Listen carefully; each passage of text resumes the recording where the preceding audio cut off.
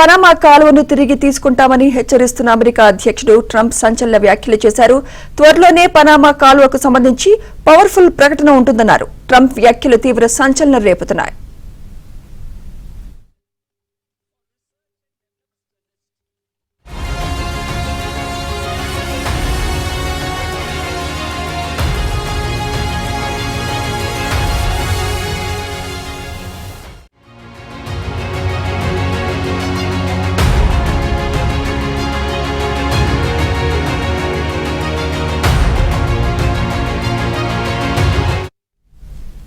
బాధ్యతలు చేపట్టక ముందు నుంచి పొరుగు దేశాలపై కయ్యానికి కాలు దువ్విన ట్రంప్ అధ్యక్షుడయ్యాక ఆ దిశగా దూకుడు పెంచారు.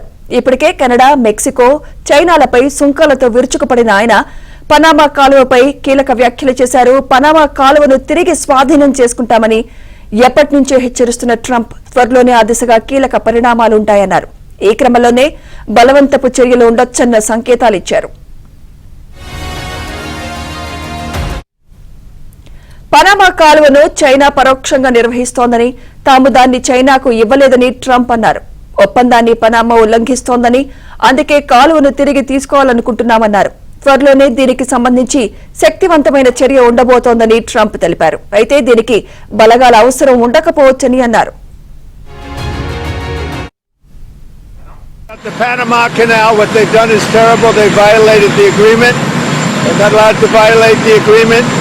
China's running the Panama Canal. That was not given to China. That was given to Panama foolishly. But they violated the agreement, and we're going to take it back, or something very powerful is going to happen.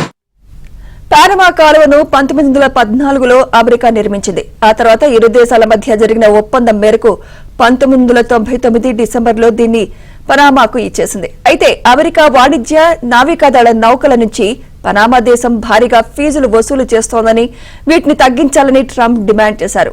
లేదంటే ఆ కాలువను తిరిగి వెనక్కి తీసుకుంటామని హెచ్చరించారు. దీంతో ఇరు దేశాల మధ్య వివాదం రాజుకుంది.